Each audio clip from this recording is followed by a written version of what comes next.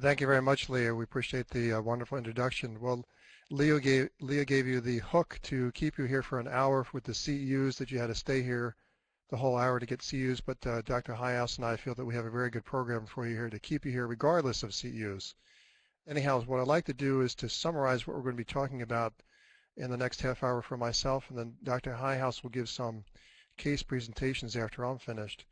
What I'm going to be talking about is bilateral cochlear implants, but first I want to talk about the disadvantages to unilateral hearing loss, and after that talk about the advantages of bilateral hearing, talk about some definitions that we're going to talk about during the course of this seminar, and then look at some data, some published literature about the benefits of bilateral cochlear implants, and then finally to sum that all up with some questions that commonly arise regarding bilateral cochlear implants. Well, why even talk about bilateral cochlear implants? Well, we know that people with unilateral hearing loss, people that don't have cochlear implants, that say were born without hearing in one ear but have perfectly normal hearing in one ear, we know that at least in the pediatric population, they have problems with speech perception and language learning, as referenced with these articles here on this slide.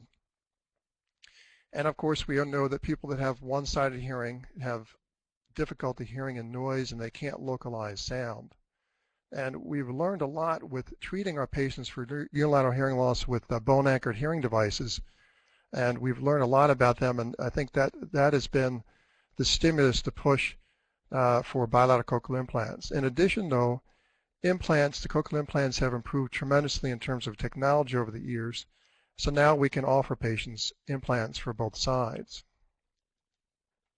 So what are the advantages of bilateral hearing? Well, this slide lists there's optimal access to sound to either ear, there's improved hearing in quiet, there's better speech comprehension in noise, sound localization, ease of listening.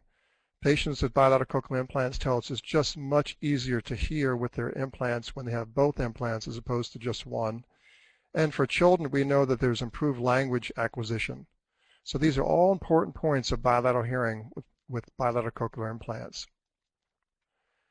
Some definitions to understand during the course of this seminar: bilateral, when both ears are presented with sound. Bimodal, there could be two different modes, for example, a cochlear implant in one ear or a hearing aid in the other ear. This is a very common situation. And then there's binaural. That's the integration. That's the integration of bilateral sound input along the auditory pathway. So this occurs through central mechanisms in the brain. So we look at this binaural hearing, we see a sound source approximately 45 degrees from center, and we know that one side, in this case to the right ear, is going to show up a lot earlier than it is to the left ear. If I get my marker here. So right ear sooner, left ear a little bit later. So the sound arrives later. So the brain realizes this and uses these two inputs to figure out where the sound source is relative to the head. So you need two ears to localize sound. And just a summary here of what occurs is this is a netter slide of the auditory system, the inner workings of the cochlea here, with transmission through the cochlear nerve to the pons. And look how these fibers cross. They go to the contralateral side, stay on the ipsilateral side, and again cross in the midbrain and go up to the temporal lobes on each side.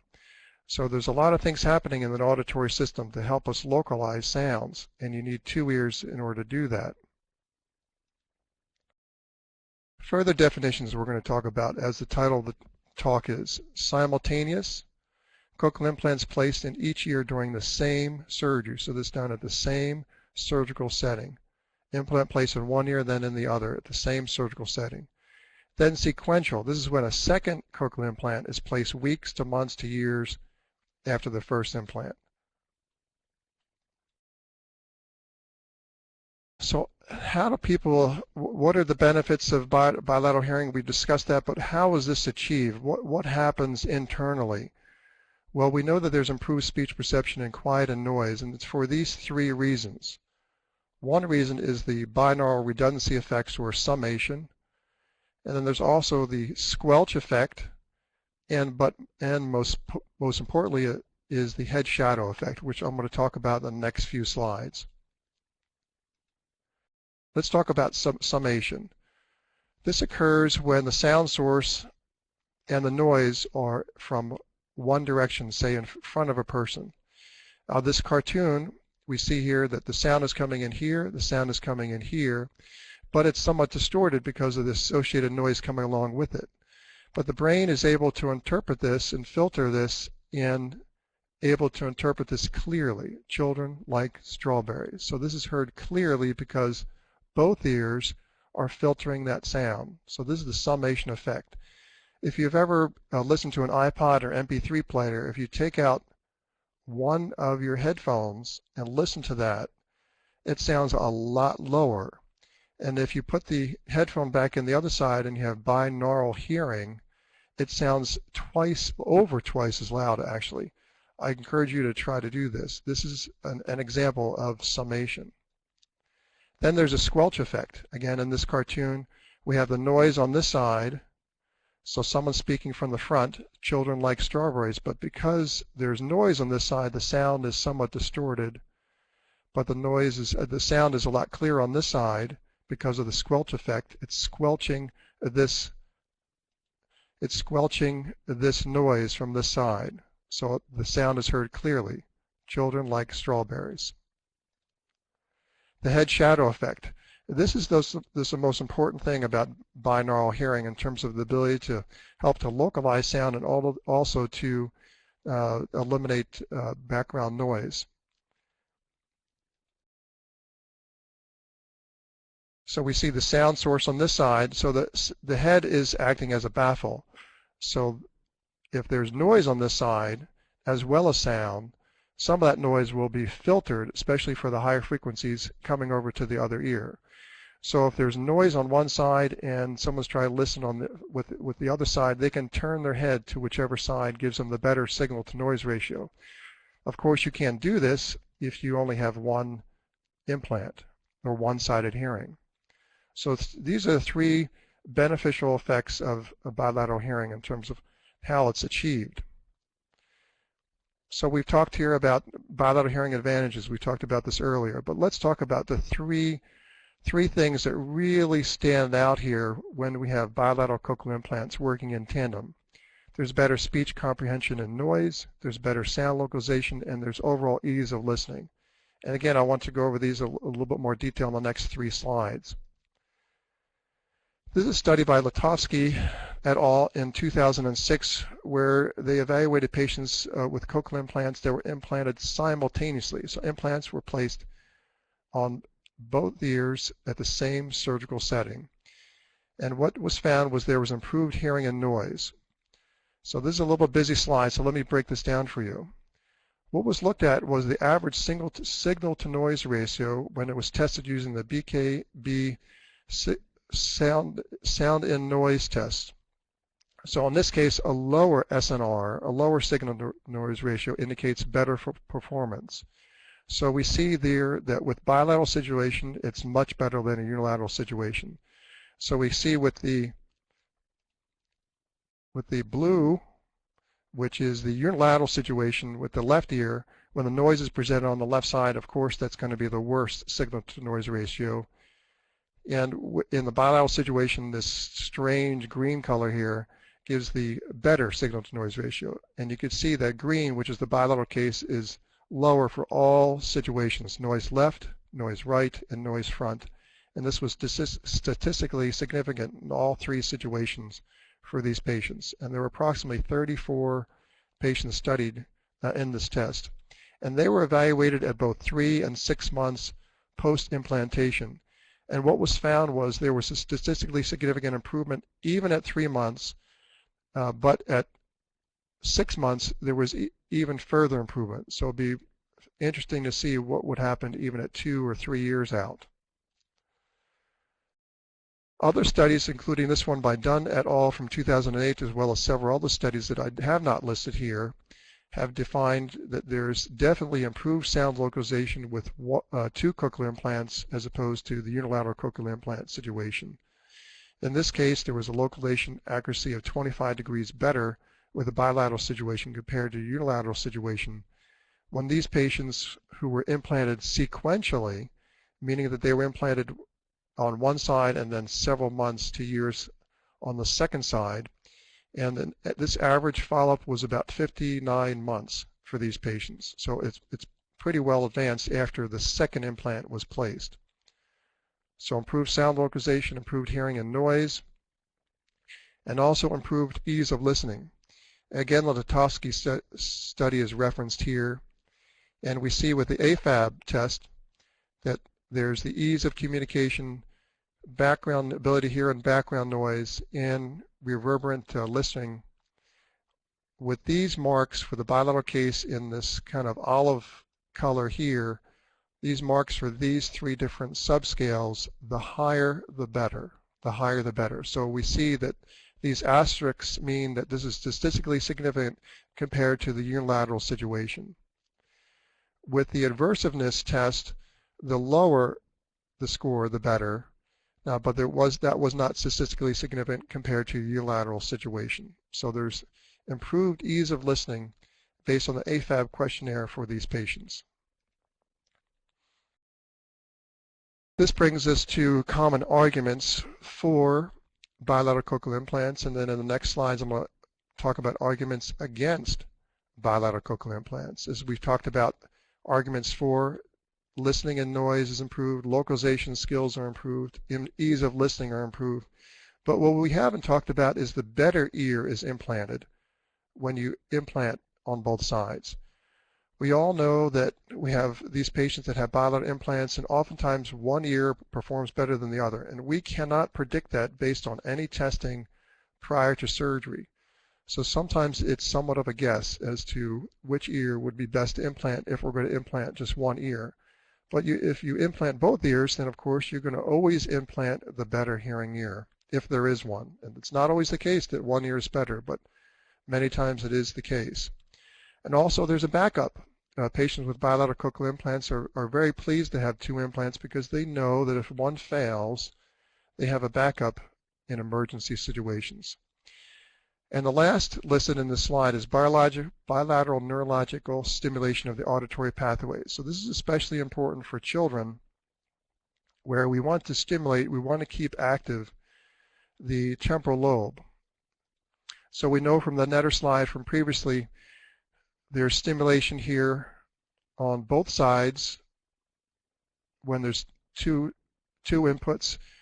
There is some input on the contralateral side if there's just one implant, but the stimulation here in the temporal lobe is not going to be nearly as robust as it is on the ipsilateral, the same side temporal lobe, with a unilateral cochlear implant situation.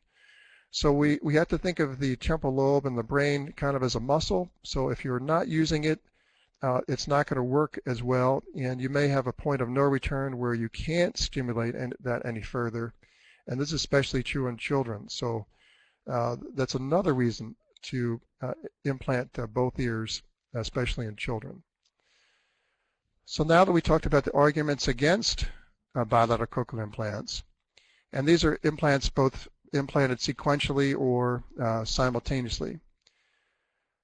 And the reason why I'm bringing these points up is because patients are going to ask you these questions or these things that you might run through in your own head, so I want you to understand this more fully by bringing these slides to your attention. Increased operative time anesthetic risks if there's simultaneous bilateral cochlear implants. Well, there's an argument against that point because our operative time now for bilateral simultaneous cochlear implantation is about 2 hours and 45 minutes to 2.5 hours. I remember years ago when it took us approximately 3 hours just to implant one side. So now we're implanting both sides in the same amount of time, if not less. So the operative time is not really that great. That certainly does become a concern for children, pediatric patients. We do want to stay away from children who have a very low weight, less than a certain kilogram weight, because then there are problems with anesthesia. Then there are times with operative time. We do want to wait until those children are old enough and big enough to implant both sides. Then there's an argument that there's increased surgical risks. Well, the risks are pretty minimal with cochlear implantation. Certainly the most common side effect that we see is dizziness in patients. And what we found and our concern was that bilateral cochlear implant patients are going to have significant dizziness because we're going to be putting this device inside the inner ear and they're going to have balance problems forever. Well, that just never materialized. Patients really don't have problems with their balance after bilateral cochlear implantation simultaneously than other patients. It just doesn't happen. Then there's the concern about loss of residual hearing. Well, this is definitely a concern. So we really don't recommend implanting people that have residual hearing, and we're going to talk about some of those indications for implantation with or without residual hearing later on in the talk. And then, of course, there's an increased immediate financial cost with bilateral simultaneous implants. Well, the argument against that is that if you implant both ears simultaneously, overall, that's going to be a less cost than if you were to implant a person sequentially, because everything is done in one sitting, and the cost of the hospital stay and the anesthesia, et cetera, is going to be much less because of that, because it's not going to be done twice. It's really just going to be done once, although slightly longer. Now, this last one is a big argument that parents have about not implanting two ears for the children when there's a profound bilateral sensory hearing loss at birth. And what their arguments are to wait for newer technology, hair cell regeneration, and or stem cell research. Well, newer technology is going to occur, but what you may or may not know about the internal components of cochlear implants is that they're relatively untapped. The actual circuitry is relatively untapped. There's much more in the circuitry that's not being utilized that can be utilized in the future with new changes to the external device, which is an easy change, relatively speaking, for the future. So that argument is really not that good. In terms of hair cell regeneration and stem cell research, there's a lot of things going on right now with that, and there's exciting stuff, I must admit, but in terms of that trickling down to the human inner ear is going to take a long time, a good 10 years at least, at the earliest that I've ever seen anyone estimate this to be really worthwhile for hair cell regeneration or stem cell research to help out with hearing improvement. So that's a long way off. So especially for children, the question is, should the second ear be saved for future cochlear implant technology or other therapies? And Dr. Peters has summarized this very nicely. He's from the Dallas Otolaryngology Cochlear Implant Program, and I'll read this with you. Given that binaural hearing depends on bilateral input during a critical development period, if the second ear does not receive auditory input during the critical period of cortical development, later technology, no matter how advanced, will only provide input to a cortex incapable of receiving that input. So just as I mentioned earlier, you think of the temporal lobe as a muscle, that if it's not being utilized, then it may never be able to be utilized. And that's really what Dr. Peters is saying here. So sequential bilateral cochlear implants, arguments for, well, if you implant one ear, then the question is, well, how long do we wait, and can we wait until the other ear can be implanted? Well, the study by Zettler et al. In 2008 answered some of this, as well as several other studies have answered some of these questions at least, in that speech perception improved regardless of the time between implantation, and in their study the range was less than 1 year from the first implant to up to 18.4 years after the first implant. And for children, there was better hearing and noise if there was a younger age at implantation. So what they did see was there was somewhat of a trend that the longer the time between implants, the slightly less performance gain they would achieve with the second implant relative to someone who got a second implant closer to the time their first implant was placed. Sequential bilateral cochlear implants, the arguments against. Well, especially for children, if a second surgery, if the child was young, very young at the beginning, this child will probably be older, and there might be increased anxiety because of it.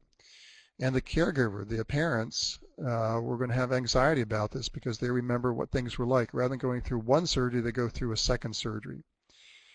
And these are good arguments. And there's also the twice the number of follow-up visits, because now you have to program a second implant, as opposed to when you do a simultaneous implant, you would program each year at the same sitting. And of course, there might be different external equipment if there's a long enough period of time between implantation. So other parental reasons not to implant the second side: some people, some parents, some caregivers are in denial of a child's deafness. They just don't want to believe that their child is deaf, and they're going to wait a long time before they're even consider doing anything. And they may be uncertain of the benefits of cochlear implants, despite all the overwhelming information to the positive with cochlear implants for the pediatric bilateral profound patients. They might be concerned about postoperative appearance. They might be reluctant to give up hearing aids. So there's lots of reasons that the parent give as to why they don't want to implant the second side, in addition to reasons I mentioned earlier. So this brings us to a group of questions that often come up. Is there a critical age to implant the second side? Well, the answer is maybe. There's been numerous studies that have looked at this. It's really conflicting. Early studies suggested that a delay greater than 3 to 3.5 years of implantation, first from the second year, may slow or compromise binaural processing. And this is true for the pediatric patient who was born profoundly deaf. So I want to clarify that. They did this with auditory brainstem testing, and they found that certainly sometimes in animals and sometimes in humans, there was a slow or compromised binaural processing when the implant was placed sequentially. Next question is, what is the longest acceptable time difference from implantation of the first to the second side? Well, the answer is relatively unknown. Again, the data is conflicting, but I do want you to point out the study by Graham et al. From 2009, which is referenced at the end of this slide. These patients had poor speech reception excuse me, if they were implanted over 16 to 18 years after their first implant. This is for, again, bilateral profound pediatric patients. Excuse me. Other question, must the second implant be the same model as the first implant? No. Must the second implant be the same from the same manufacturer? And again, the answer is no, from the study by Thaler in 2007. One of the last questions, how long does it take for binaural process benefits to occur? Well, pretty soon, within 1 to 2 months. As I mentioned earlier, some of the studies with noise, sound and noise, those studies were done at 3 months, and there was a definite benefit compared to unilateral situation. So the binaural benefits take effect pretty quickly in some patients.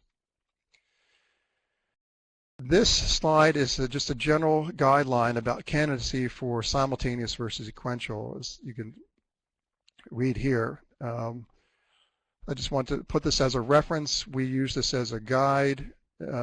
It's, again, everything is done on an individual basis. It's not a hard and fast rule to follow here.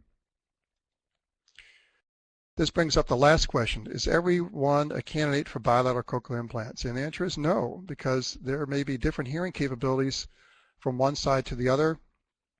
Patients may have pretty good hearing or some usable hearing that a hearing aid could benefit on one side. There's no reason to implant that side.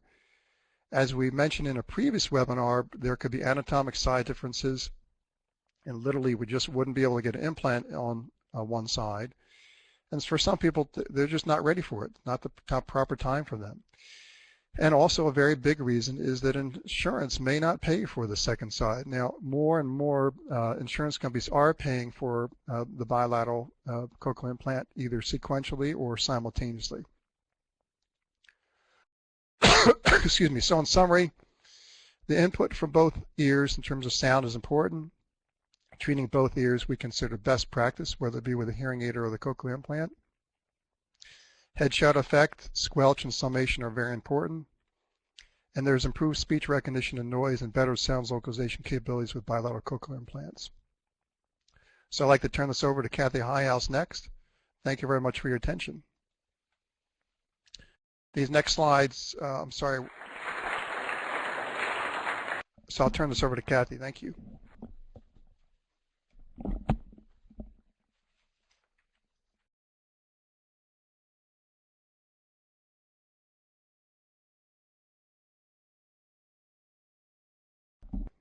Okay, hello everyone. Can you hear me? Okay. So I'm going to just present some case studies. I have a couple case study or 3 case studies to present to you. 2 of them are for simultaneous implant recipients, and 1 is for sequential. They're very, I find them very interesting on what we've seen, and with Dr. Batista's presentation, you will see a lot of the things, either the patient reports or what we see in their improvements in their audiograms or their testing in quiet and in noise is much improved with bilateral implants. Okay, the first study is about a man who received a sequential bilateral implant. About 2 years apart, he received his implants. He had a history of progressive hearing loss during adulthood. He wore hearing aids bilaterally, but he came to our office after it got to a point where he just wasn't getting enough benefit from his hearing aids and wanted to see if a cochlear implant was a good option for him. So this next slide shows his left ear hearing pre and post implant. This is the first implant he did receive. When he came to us for, when he was referred for a cochlear implant evaluation, he had severe to profound hearing loss bilaterally with poor word recognition ability. You can see right here, here's his pre-op left score, which was only 7%, and that was done with the hint testing, sentence test in quiet. His right ear scored about 40%.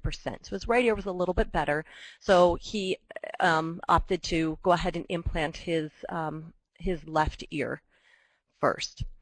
You can see over here, these were his aided thresholds, which weren't very good. But you can see once he got the implant, here are his thresholds. They're right around the normal hearing level, and that's typically what we do see with cochlear implants, that most people will get hearing thresholds around the normal level. However, the big thing is going to be the difference in how they're going to be able to use that hearing, or how much clarity they're going to get. So at 6 weeks post-op, after we turned him on, we did the hint sentence test again in quiet, and at 6 weeks he got 26%. At the 5-month mark, he almost doubled his score to 47%. And 1 year, we kept seeing improvements, 72%, and 2.5 years he had 92%. Now, I think this really illustrates that cochlear implants adjustment can take time. Some people, they're lucky, and we put them on, and things are pretty clear right away. Other people, it takes quite a while. Research has shown, that there's, I think Dr. Batista had a slide on it, that there's going to show improvements all the way up into a year. And you can see here, he showed a 20% improvement in that 2nd year. So I think that's really exciting and encouraging for people. The more you wear it, the more that brain's going to adjust to the hearing. So despite his success with the implant, he just noticed his right ear was just not, he wasn't getting much from his hearing aid, and he really wanted to pursue a 2nd implant. So he came to us and asked if he, could be a candidate. So we went ahead and evaluated him for his right ear, and we did get insurance approval.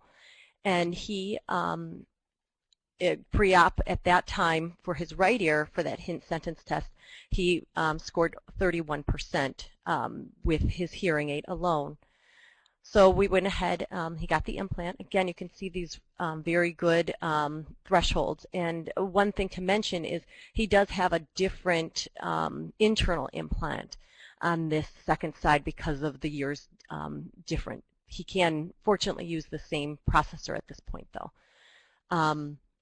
So after he was implanted, you could see right away he had a quicker improvement with his right ear than he did with his left. And that could be many things. That could be that just in general that right ear, was going to do better. The other thing is that I have found that it seems with people with their 2nd side, when they're a sequential receiver, that that they do much better quicker. And I think that's a lot reason maybe their brain is just adjusted to the electrical stimulation. So at 4 months, he was at 94% with his right ear, and I believe, let me go back to the slide, yeah, he was at 47% at that 5 months with his left ear. At 1 year, he was 92%, and I believe he was around 70% with the left ear at that time. But one thing to note is currently now he does equally as well with his right and left ear. So he's fortunate. Both ears really do very, very well with the implant. So here's just some information on how he does bilaterally on the different tests. The hint sentence test in quiet, he gets 96%. The hint and noise test with the plus 10 signal to noise ratio, he got 80%, which is excellent. This test is pretty hard in a sound field. Many times we find patient report is that they do very well with their second implant in noise in restaurants, in real life situations, but when we put them in the sound booth, it just doesn't measure the same. But he did very, very well. The CNC single word test, he got 70% of the words when he used both his implants, and 80% of the phonemes. So he is an excellent user. He was very fortunate, and he is very happy with his with his decision to get the second implant. He said, as Dr. Batiste had mentioned, he definitely reports easier listening, just more comfort in hearing. He does much better in background noise now that he has both of them. So he is very happy and a big advocate for getting bilateral implants. So I have another case study to share with you, and this one is of a woman who had progressive hearing loss since childhood. She had, hearing was significantly always worse on the right side. So she wore hearing aids since she was 5 on the right ear, but it was much later. I think she was around 29 when she ended up getting or needing to use a hearing aid on the left side. She ended up coming to our office after she had a sudden hearing loss in her left ear, which was her better ear. So at that time, when she came to us, she was not hearing anything with her hearing aids anymore. She was not getting any benefit. So she very much wanted to go forward with the implant very quickly. However, we did try steroid treatments, and unfortunately, that did not stimulate the hearing back. So she was referred for a cochlear implant evaluation, and she decided, after discussing the pros and cons of simultaneous versus sequential or unilateral implantation, she wanted just to go ahead and get both of them done. So here is this woman's audiogram, and really her left ear looked about the same. You'll see it in just a moment. But she really had barely any hearing. She had a severe to profound, or pretty much profound hearing loss on that right side. Her aided testing, she really didn't have any usable hearing at all. When we did try to put a hearing aid on her, she only reported feeling the sound rather than hearing it. So she definitely was a candidate for an implant, and you can see her her aided thresholds with the cochlear implant in the right ear. She doesn't, in the right ear, the high frequency, she does not get as much gain here, as you can see. And I think the last visit I ended up turning off one of her electrodes, and I didn't retest her. So, for whatever reason, maybe that part of the cochlea just isn't being stimulated correctly. But despite that, you can see she does very good. And just a reminder, this was her ear that really, she had a profound hearing loss. She was really not getting much from her hearing aid most of her life on this side. So at 3 months, she scored 53% on the hint quiet test, and that was only at 45 decibels, and that was all using recorded voice. So that was pretty good right away. She got 53%.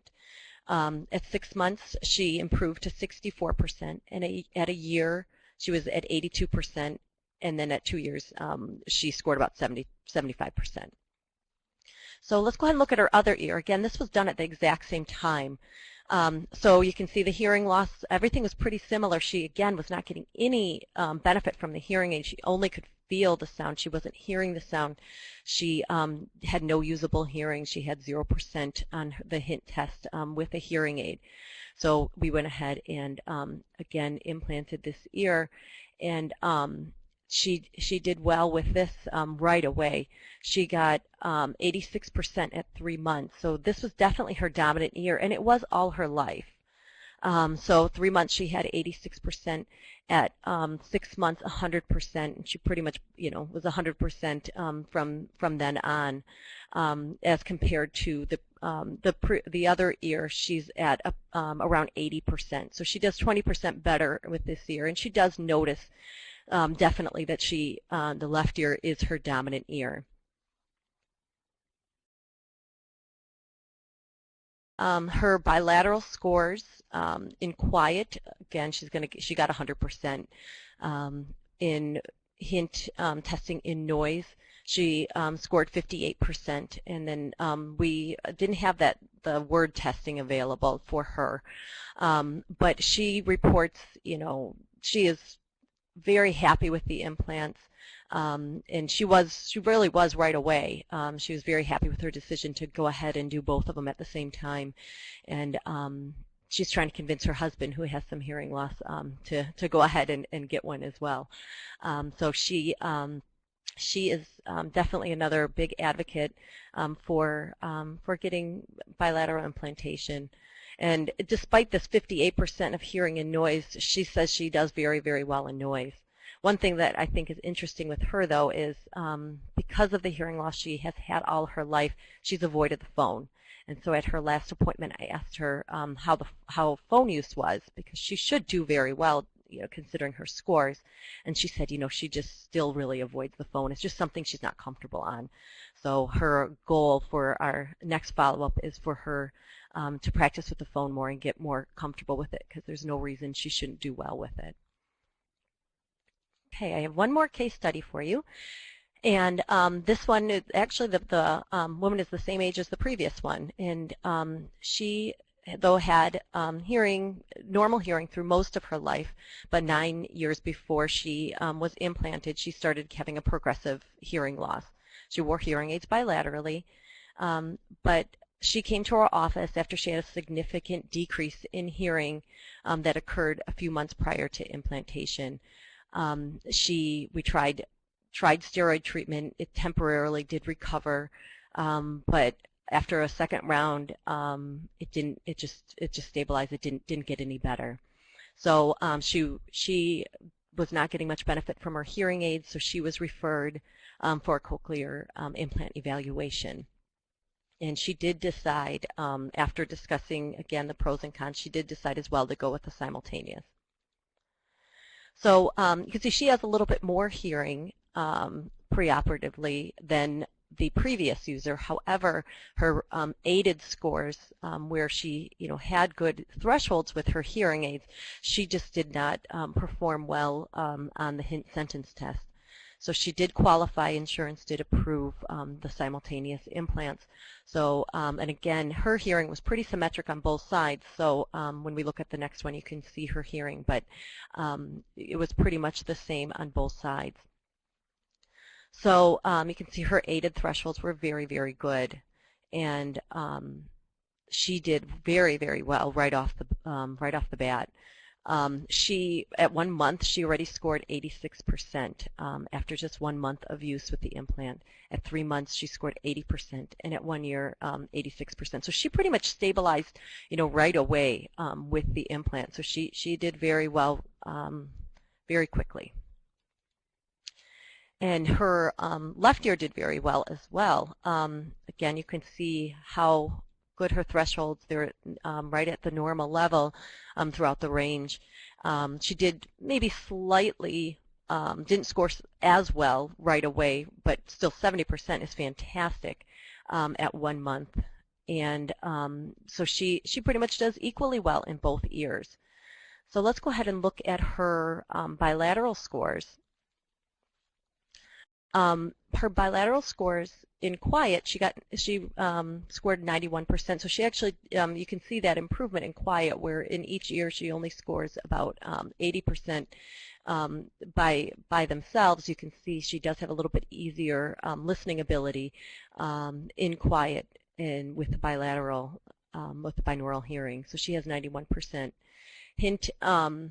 Hint in noise. Now, this is somebody who thinks she does pretty well in restaurants and group settings, but she only scored 12%. Now, however, it should be noted that I think this test, this particular one, was done when she just was 6 months out. She's going to be following up in a few weeks, I believe, and we'll probably repeat that testing. So it's possible she may do better. But the hint sentence test in noise in the sound field is pretty difficult. With her, that we did do the CNC word test on her, although we did them separately. You can see she does very good on that word test in each ear, 80% in the right ear, 84% in the left ear. However, it should be noted that this was done monitored live voice. All other testing that we've done is using a recorded voice. So as you can see, the bilateral implants, people do very well with them, and are very satisfied.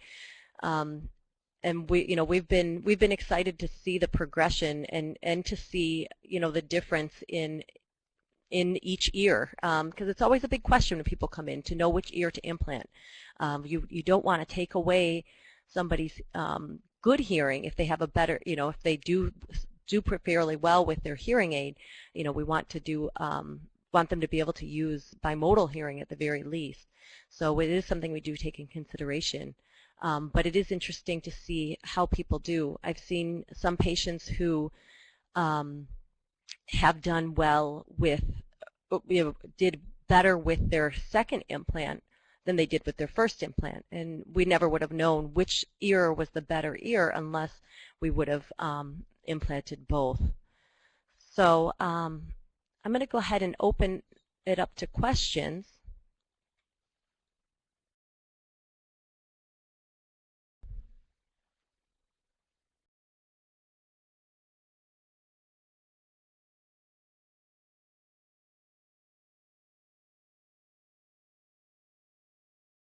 Thanks so much, Dr. Highhouse. This is Leah Jansen. Are you able to see the questions down below that are yes, coming in? I'm just trying to. Yes, I am starting to. I'm just looking. Oh, good. It's a little bit bigger for me. Thank you. And to our participants, if you have any questions, please go ahead and type your questions in the chat Q&A pod just underneath our names in the camera and voice pod on the left side of the screen. If you can just go ahead, type your question in there and hit the return type key button, and that will send your question, and we'll go through those.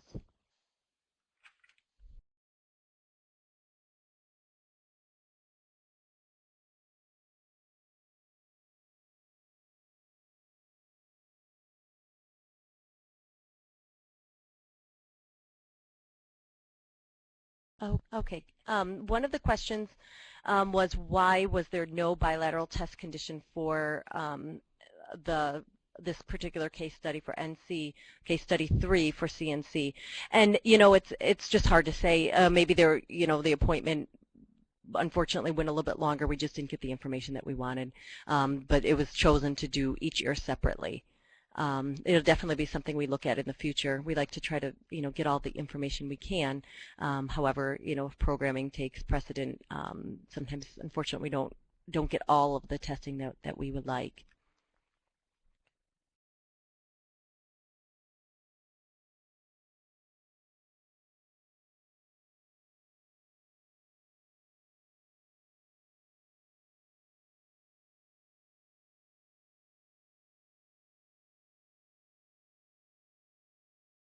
Okay, another question was, what are your thoughts regarding strengthening a new cochlear implant ear by taking away the hearing aid use on the other side?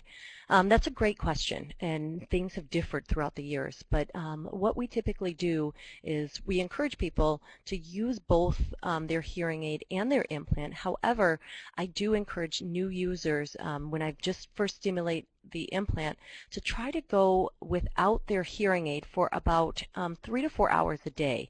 And I tell them, if they're working and they need their hearing aid on, as well as their CI, to go ahead and use both. However, when they're at home, when they're talking to their family, when they're watching TV, to try to get your brain adjusted to the sound of the cochlear implant, and it does seem to help. But in general, if they're getting good input from their hearing aid, if they need both inputs, we do encourage that. Years ago, it was told that people should not use their hearing aid, but that's not the case anymore. We strongly believe in bimodal hearing.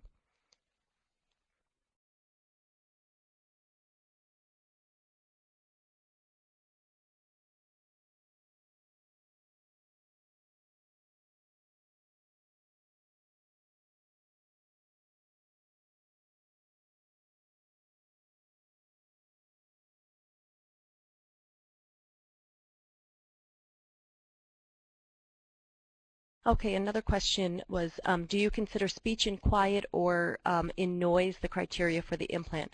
And typically, we do the hint sentence test in quiet for the evaluation to see how they do. There's criteria, Medicare, you have to have less than 40% in the better ear to be considered for just a unilateral implant.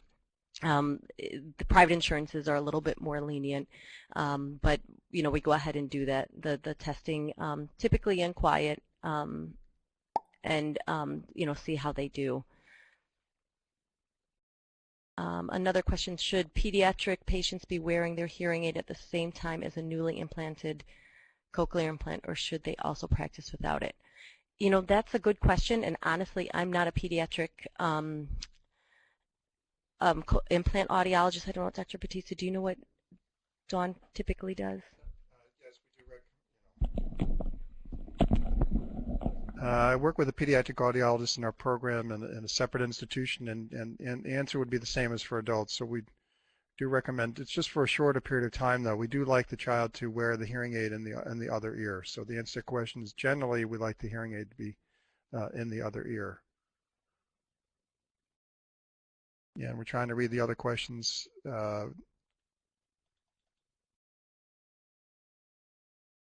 So the question is, working in a pediatric setting, what is the thinking about implanting very developmentally delayed children bilaterally? That's a whole talk in and of itself. All I can answer with that is it's done on a case-by-case basis. Depends on how developmentally delayed they are. But if they're so impaired, then you probably would just want to implant one side. If they're moderately impaired, then you might want to consider 2 implants, and mildly impaired, then I would definitely consider both implants or bilateral in the profound cases bilaterally. That's just a rule of thumb, though. So we're looking at other questions here. Do you ever use EABR or electric ABR for choosing the better side for implanting in case of unilateral implantation? Yes, we do. We do find this to be helpful, for adults and for children.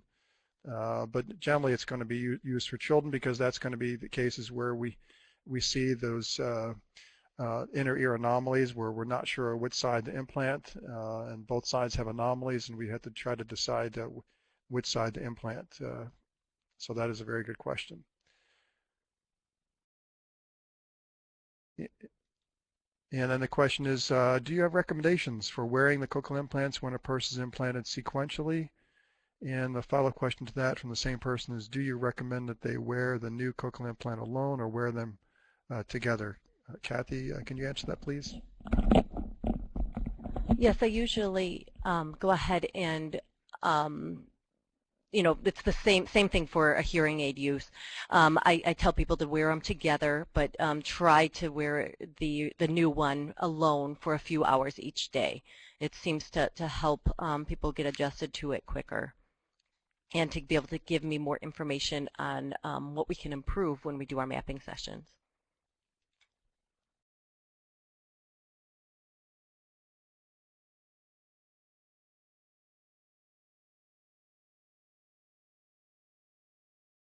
Okay, I'm not sure. It says, would the same apply for children? I'm not sure what that's referring to, but what about FM use in a new cochlear implant ear or hearing aid ear? How much time before introducing FM? And again, I'm not quite sure on that. I would assume that the FM would only enhance that. I'm sorry, I can't answer that. Because again, I'm not a pediatric cochlear implant audiologist.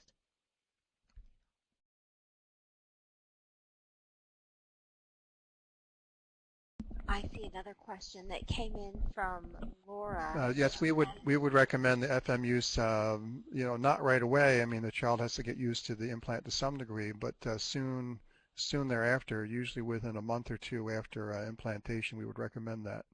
So the next question is the crossover effect at the cortical level different for sequential implants, right ear before left ear or left ear before right ear? And number two, is the simultaneous crossover at higher cortical levels measurably different when you say robust activity with sequential? I'm not really sure what the question is on the second one, but the answer to the first one is doesn't matter, right versus left. I'm sorry, I really don't understand the second question there.